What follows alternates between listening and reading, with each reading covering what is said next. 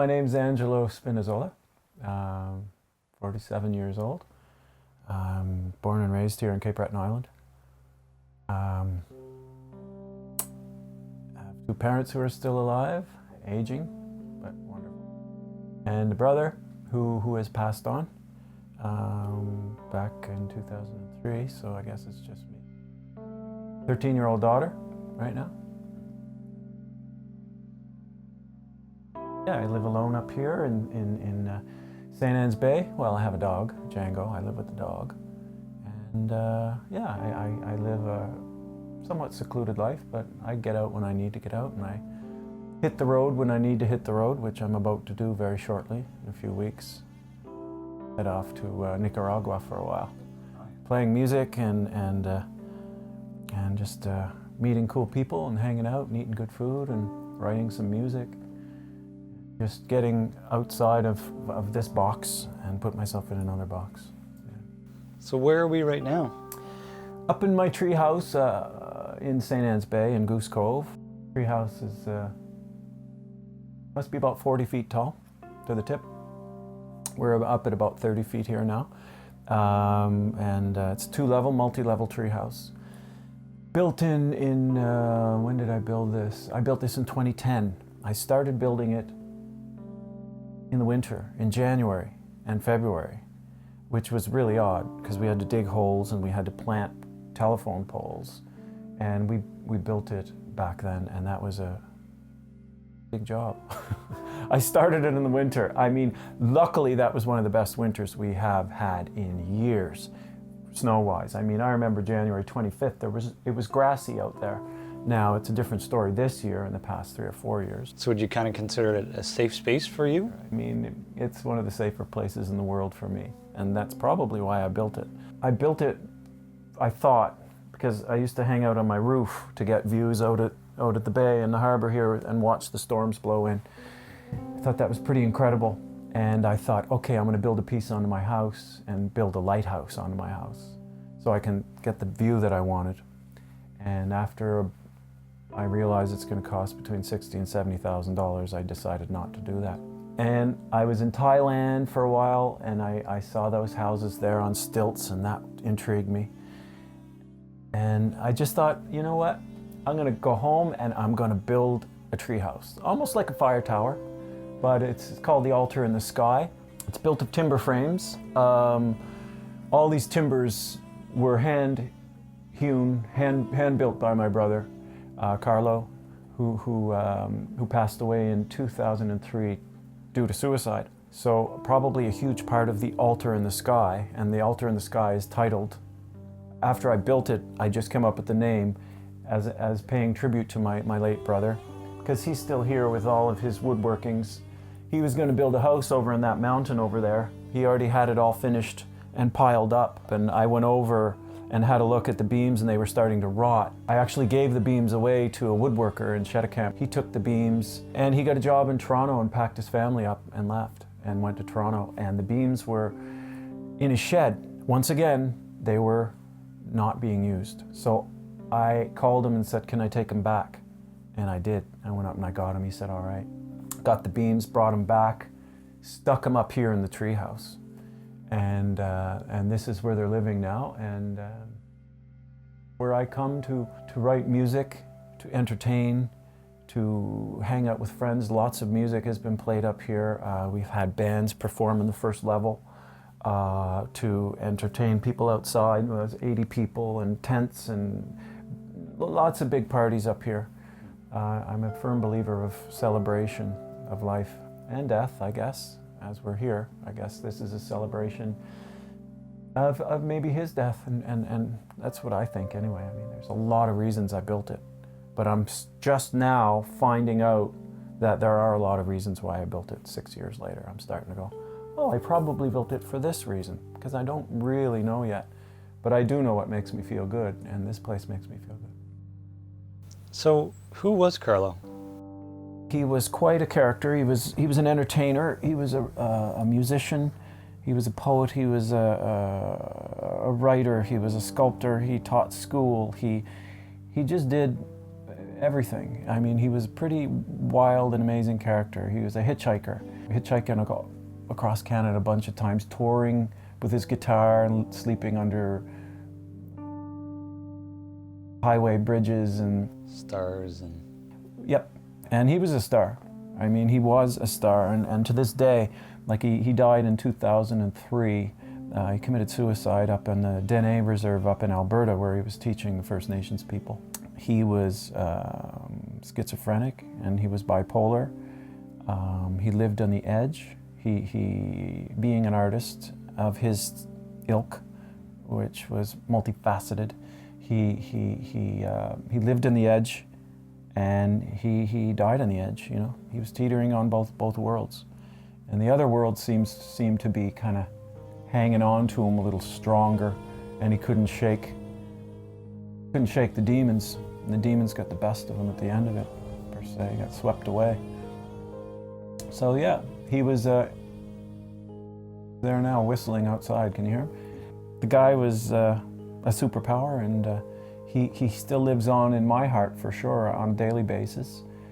He lives on in hundreds of people's hearts, and he lives on in the art of many people that are alive today. I mean, he lives on in my art. Like, I just constructed the River Nest Wilderness Cabins down at my kayak shop there, and they are all designed based on how he would design buildings, which I thought was 15 years ago. I was laughing at him, going and salvaging bricks from the dump and building stuff with that, and building his house from salvaged materials, and he was that kind of guy.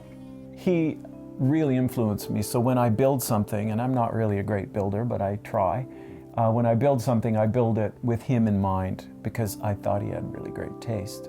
Now I surely think he has great taste, but back then I didn't.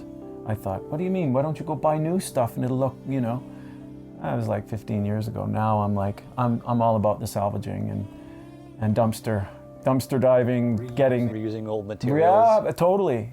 As you can see, this place is built with barn board that I've salvaged from houses that were probably 100 years old that collapsed in this community. And Douglas fir all in these ceilings here, that's all Douglas fir up above.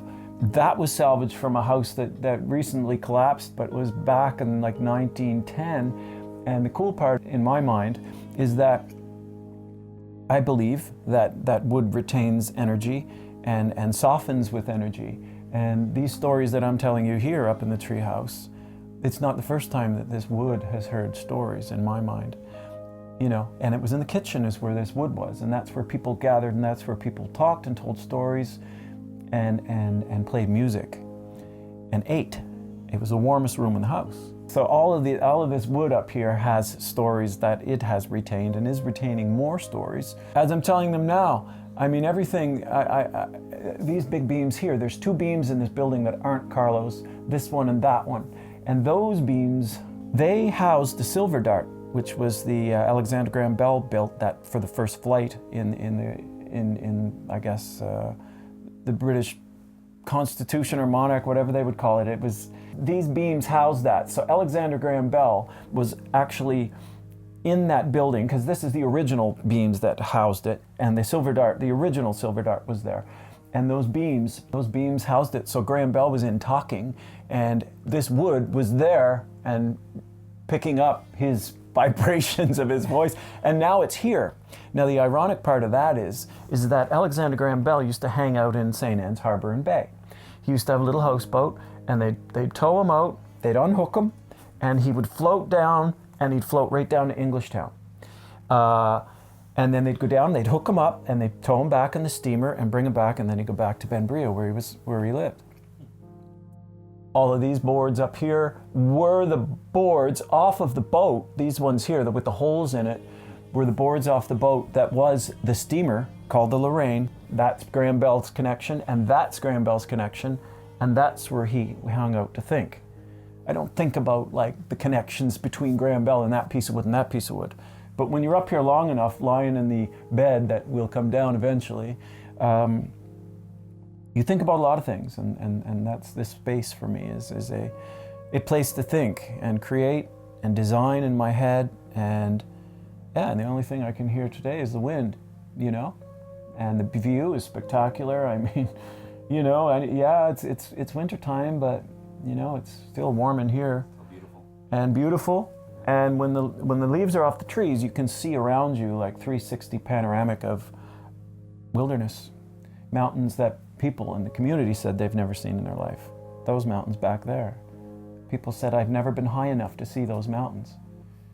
Locals that climb up here. So I share it with everybody else. I'm still on couch surfing since like 2008. Couch surfers show up and they hang out, and if we get along well enough, I say, you know what? You guys take the treehouse tonight, you know, it's yours. And they're like, what? I said, yeah, I'll drop the bed, you can come up and stay in the treehouse. So there's been a lot of sharing with travelers from all over the world, because I'm a traveler, and if somebody would share something like this with me, it would be one of the highlights of my trip probably. And people have shared things with me that I never forgot. So in return, I'm giving back in a way. Carlo gave to me kind of like subconsciously he gave to me. I mean, just being my brother, he gave to me because we're brothers. Like, I taught him how to play music. Well, I charged him sandwiches, peanut butter sandwiches for it, but that wasn't free, I guess. So yeah, he shared with me and I shared with him, and now I'm sharing part of his vision, which is becoming my vision in a way. He died in 2003 and I built this in 2007. No, I'm sorry, 2010 I built this, so that's 2003, 7 years.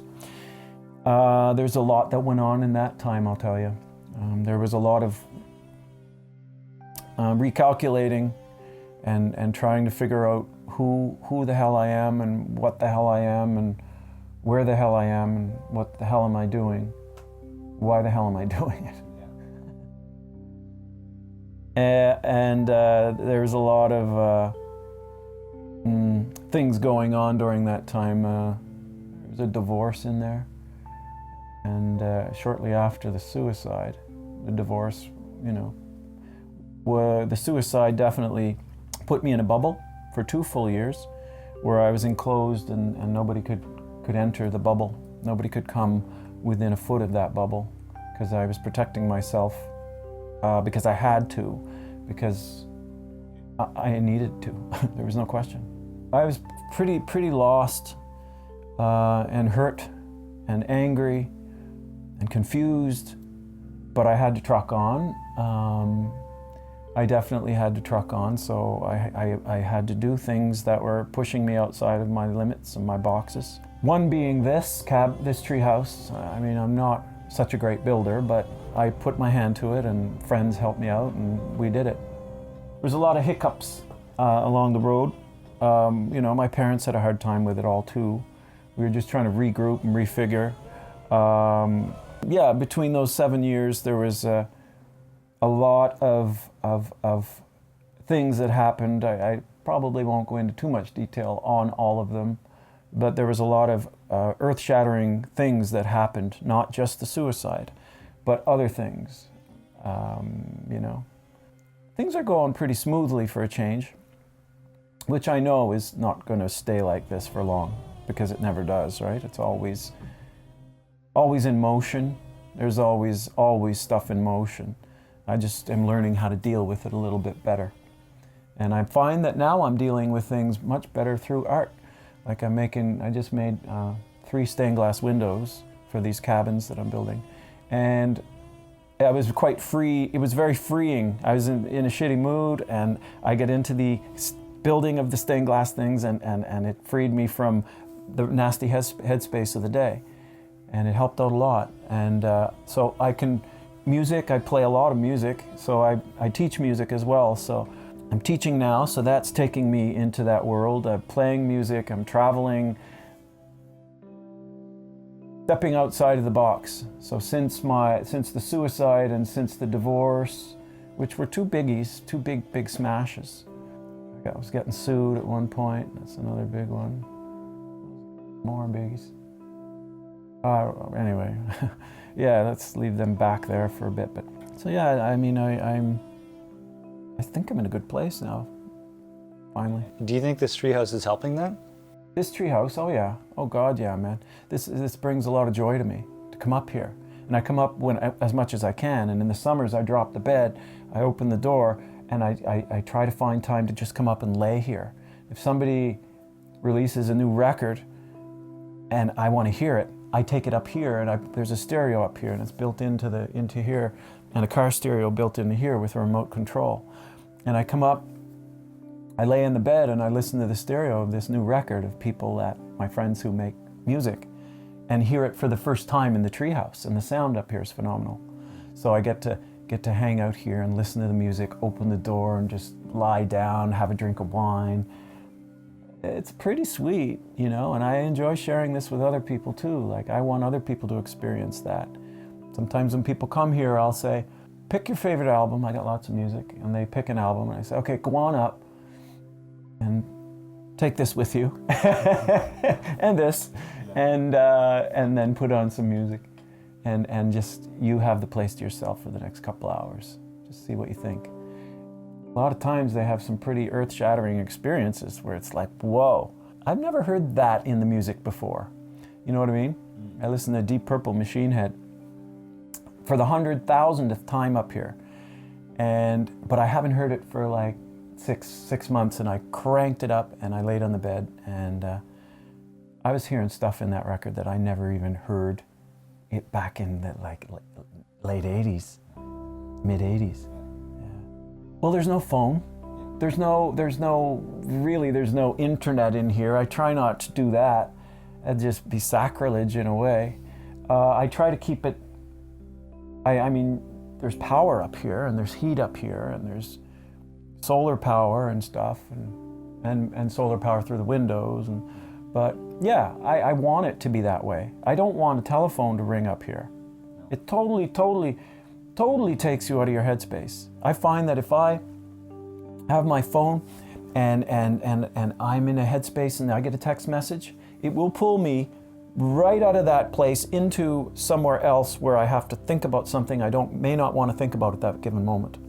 That happens. And so I try not to come up here with any devices other than the music and instruments and people. So you come up here to disconnect? I'm disconnected regardless. I'm disconnected because look where I live. And then I come up here, which is odd, to disconnect even more. So I'm coming up here to disconnect from down there. My feet are off the ground. Usually they're off the ground anyway, even if I'm on the ground, sort of thing. You know what I mean? Always on the move. Feet not touching the ground.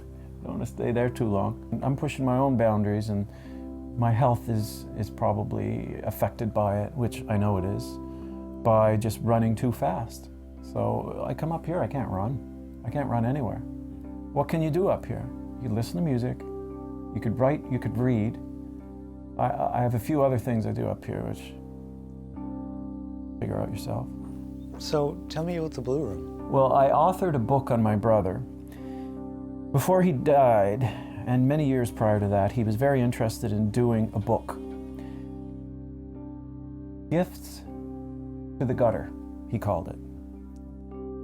He actually started it, and his friend Dave Mahalik helped him out, and they put together and hand done like maybe 20 copies or something. And that was the original Blue Room. Something Carlo wanted to do, but never had a publisher. He authored it, he did it all himself, but only, he gave the books away, and it was done kind of quick. And I decided that after he died, I want to author a book on him. So I went out and I found a publisher. CBU Press took it on. Nimbus has it now. And I compiled photos of his jewelry, art, poetry, incredible notes that I found just tucked away in closets and stuff. And I took it all and I compiled it into a really cool book it's gone over really big. The proceeds to that book, the royalties go to mental health. That's where the money's going. It's not a money maker for me. It's more to get his word out there and to get his art out there on a bigger level. So anybody can get it now, the Blue Room. And it's a funky book. it sure helped me get through the process of grieving over my brother to have that book in my life. I released it in Halifax and here in 2 places. The shows all were sold out, and it was a big, big, big thing. And I felt good about doing that, because when Carlo was here, it was really difficult for me to tell him how much I loved him, because he was here, and that's a hard thing to do. Yeah. When he's gone, I can't, because he's gone. So doing the book was a way of showing him how much I loved him, as well as the CD we recorded before he died. Yeah, we did a record. We did about a couple months before he died, a few months before he died, he called me up and said, I want you to come in and play harmonica on this record that I want to record. And I said, cool. I can't do it in August. He goes, I'm coming in August. And my ex-wife convinced me to go to the recording studio. I was out in kayaks. I had big trips going out with my kayak company. And she convinced me to do it. And I appreciate that to this day in a big way, that she did that, because I did that. I went in the studio, and I was with Jamie Folds out at Sound Park and Carlo, and they were in the studio and I was in, and I said, okay, let me hear the tunes. He goes, no. I said, what do you mean no? I need to hear the tunes before I play the tunes. It kind of makes sense, doesn't it? He goes, no, it doesn't. He said, just play. I said, what key is the song in? And he said, it's in the key of A. So I pulled out the D harp, and I played probably the best I've ever played in my entire life on that entire record. And I did 90 to 95% of that record was done in one take, without ever hearing the damn tunes before in my life. And I'm not kidding. It was weird. I had to do one retake, and I think it was the flute that I played on one cut that I had to retake. But all the other stuff and all the other parts, and as I was playing, I knew that in my heart and soul, I knew something was weird, because Carlo wouldn't normally ask me to play all over his record. He'd get me in to do a cut or two, but not like 7 cuts. So something was funky there. And then when the recording session was over, I asked him, I said, so what are you going to do with this record? Like, I'm digging it. It sounds great. And he just looked at me and smiled. And he said, I don't know. And then that to me was like, that's not like my brother. That's definitely not like my brother. He always had plans for the future of what he's doing. Here's where he's taking it. So when he said, I don't know, to me that's weird. And then 2 months later, he died. He left, and he made amends with everybody and said goodbye to everybody through the way he could connect with them. To me, it was music, and he knew that. So he said goodbye to me that day with his music. He said goodbye to all his friends on that same trip. He said goodbye to his family. You know, he sewed up all of his loose ends before he left. Everything. And he put money aside so that everything would be taken care of, which is not like him, but he did. It's interesting. Yeah, he was an interesting cat, that fella. He was teaching the Dene tribe up above Rainbow Lake, way up north. He had a term up there. After he came out of the hospital, he went out and worked as a carpenter for a short term, and then a good friend of his hooked him up with a job up north in what was that place called? Assumption. He went up to Assumption, and oddly enough, that's one of the highest suicide rates on that reserve. But you don't think about that stuff when stuff's going on for some weird reason. That's something you don't calculate before you go and do something. That's not in your mind. And then being somewhat suicidal himself and going up there really was a bad combination in a way, but you don't think about that at the time. You just think about survival, right? So he went up there and he taught. He brought art to them. He taught numerous subjects, but art was the big one that changed the people in the reserve. I remember that clearly because my mom and I flew up there after he died to go and meet all the kids and the teachers and go and bring them some gifts and hang with them for 5 or 6 days. It was amazing. And when he died, the chief called my family here in Cape Breton and said, I haven't told anybody this yet, but I want to tell you guys that Carlo was one of us. And I don't say that to too many people. And he was crying at the time when he said it, and I was like, whoa, of course that broke us down. But there was a lot of power within what he said to that. And we knew that anyway. We knew he was a force to be reckoned with. Wherever he'd walk into the room, heads would turn and the people would just gravitate towards him. He had that power, amazing amount of power. He didn't even know it. He just did what he did, and people loved him so much, and they loved what he was doing, and he had no idea how good he was, you know. He left a letter behind, a 5-page letter. We got it the day after he died. The police delivered it to our door. And that letter said a lot of really unspecific things, but the general idea of why he was leaving is because he is a terrible and nasty and mean and horrible human being. And that's what he believed because of the illness, and that's what he believed in his head. But that was so far from the truth, because he was a great guy. He was amazing. You know, we all have our demons. I have lots of them, and I deal with them on a daily basis. He had lots of them, but he couldn't deal with them on a daily basis. It was too confusing to him, I think. And he believed, you know, I could believe my demons, but I don't, because I know the other side. And I don't fight with them, but I know when they're there. And they were there for him all the time. And he was on medications to try and help that, which did help suppress it. And suppress is a good word for that. It's not cure, it's suppress. And it suppressed it. And he went off his meds. And that's when it went all to pot. And that's when he called me and said, right now he's dancing with the devil, he's living with the devil is here, and he's in a pretty bad place, pretty dark place. But I said, tell me about it. He said, no, I'll tell you about it when I get through it. It's his exact words. And I thought, great, he's going to get through it. And if I had known that he wasn't going to get through it and he died shortly, days after that, then I probably would have jumped on an airplane and bombed on up to there and hung out with him and tried to do my best and help him out. So. What do you think of the argument that if someone's really intent on doing it, that there's nothing you can do to stop them? I agree and I disagree.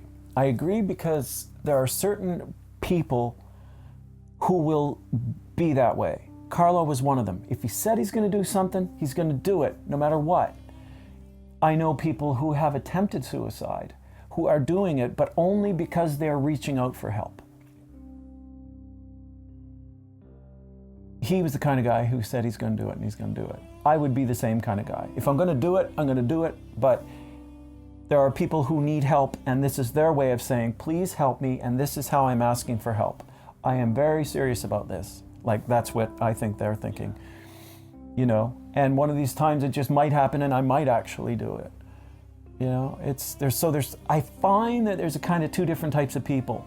One, the people who look for help, and then two, the people who are just gonna do it. And everybody who I know who did it, which seems to be a lot, have done it, and there was no second attempt. We never got to see Carlo after he died. He was cremated up in North, and they took him home in a little box that my friend built, his friend built. They all came in the airplane from West, a whole load of them, carrying his ashes in the airplane on their little laps, and they came and they brought them to Sydney River, where my mom and dad lived, and I think I might have been living there at the time. And when Carlo came into the house, we were having a party, because we did that a lot, we still do, but we were having a party and not grieving so much as in celebrating. But of course there was grief in our hearts. But we here, at least on this island, we grieve with music. We grieve with food. We grieve with friends around us and culture. And so in comes Carlo's ashes. And Gordy Sampson was there, and Dave Mahalik, and Green Eggs and Jam, this band that we used to have that Carlo was in. And we were playing Bring It On Home. Was that Sam Cooke? Bring It On Home to Me. Bring all your love and bring it on home to me. And Bring It On Home, they came in the door with Carlo, and we were playing this song. I think Gordy might have started it. And I was blowing harp, and our heads were cocked up to the sky, and we were playing, and the ashes were coming in, and they set the ashes down within our circle, and we played that music like nobody's ever played music before. It was a spiritual experience beyond any words. And it was almost like he was there in a way, physically, because he always was there physically with that group of musicians and people, because they were all his friends, and this is how we celebrated life. And we were celebrating death, his death. Heavy duty. Is there anything that you find that really helped you get through that grieving process? Well, the kayak was always there. The kayak business was always rolling. That's healing because I'm on the water all the time when I'm on the water. It's healing to be out on the water for me because I'm cancer, water guy. Travel. I just jumped on airplanes. I still do, and I still am. I haven't stopped that yet. And travel all over the world. Guitar, backpack. It's what he used to do too. So I'm doing that. I'm doing that on my own. It's not because he did it, because I always did it. But I do it with him in mind as well, because this is the way he liked to live, and this is the way I like to live, and it's something we had in common, which is cool. And so the free-spiritedness rubbed off on me quite a bit. His free-spiritedness, but mine rubbed off on him as well. It was a funny thing. It was like osmosis. We kind of lived that osmosis thing where we're constantly rubbing off on each other and evolving, and then he's gone, and then he's gone, and then I'm still doing those things that we did, and I still feel his presence when I do it. You know, just... What is it that attracts you to that? Well, the freedom, right? The freedom, the craziness, the wildness, the unexpected, the unknowing, you never know where you're going to be, what's going to happen, who you're going to meet, how that's going to carry on for the rest of your life. And sometimes you get out there and you're on the road and you meet people who remind you of someone to a T. It's like, wow. And you hang out with them for a couple of weeks and you're like, man, that's cool because this guy reminded me of my brother so much. And it's like hanging out with my brother. And it's happened only a few times, but I recall it vividly, and it was powerful too. So that's why I run out on the road, and I'm not chasing anything, I don't think. I'm just chasing my dreams, you know, maybe that, yeah. Chasing something, chasing life, chasing my dreams. What do you think Carlo would think of the treehouse? Well, that's one thing I kind of wished he could have seen, was the treehouse, because I think he'd be proud of me. I think he would be proud, and that's one. There's a few things I have regrets about. One is my daughter was just born, and he was supposed to come see her. He had the plane ticket on the table up north. He was coming home for Christmas, coming to Ontario. I was living there, trying to like salvage a marriage, and cut.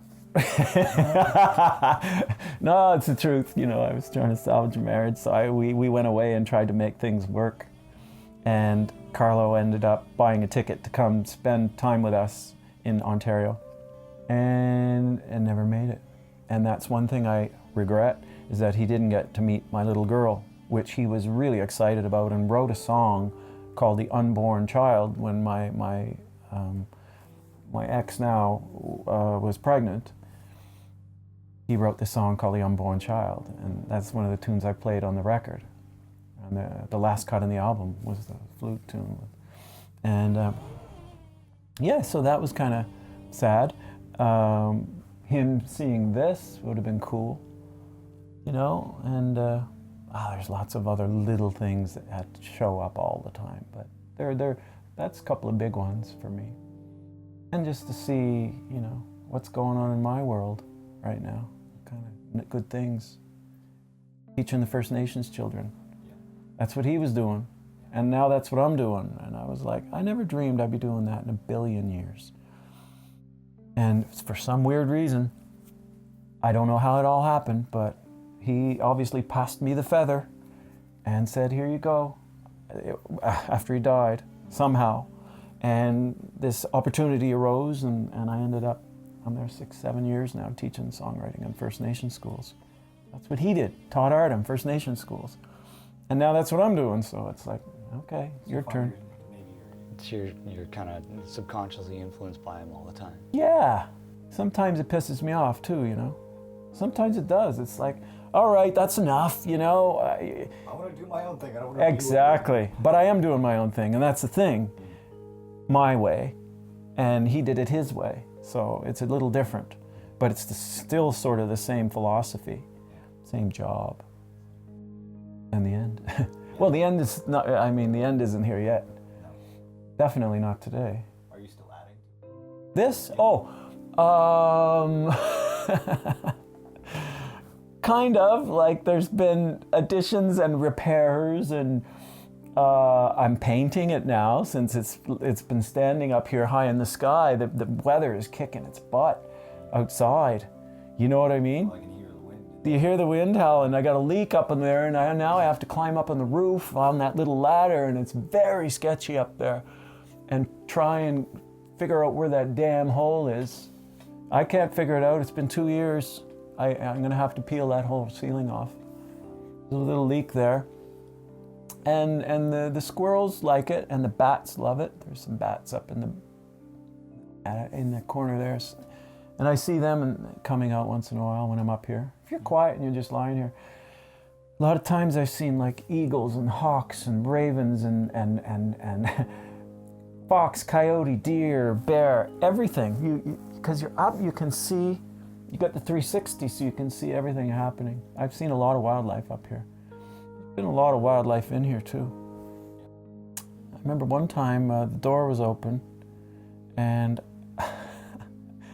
I left that open, and I came back after work, and I look up, and I hear boom, boom, boom, boom, boom, boom, and I was like, "There's somebody in there, somebody in the treehouse." And I went up, and there was 3 big pileated woodpeckers. And they were smashing against the window, 3 of them. They were in chasing the bugs, because all the houseflies come out of their dormant period when it gets warm in here fast because of the solar. And they were everywhere, and the birds knew that. So they flew up right up in the hatch and came in and were smashing against the windows and shitting all over the place. They made a mess and knocking stuff down. Everything was like a mess. It was like a hurricane blew through here.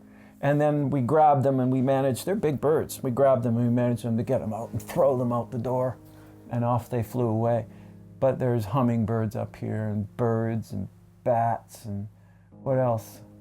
Squirrels. I found squirrels in here, trying to chase them out. Keep the door closed, folks, if you come up, yeah?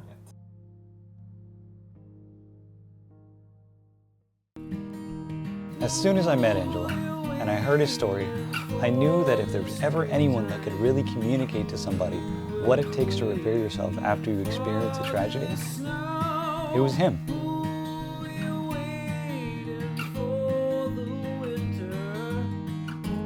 So, on behalf of both of us, thanks for watching.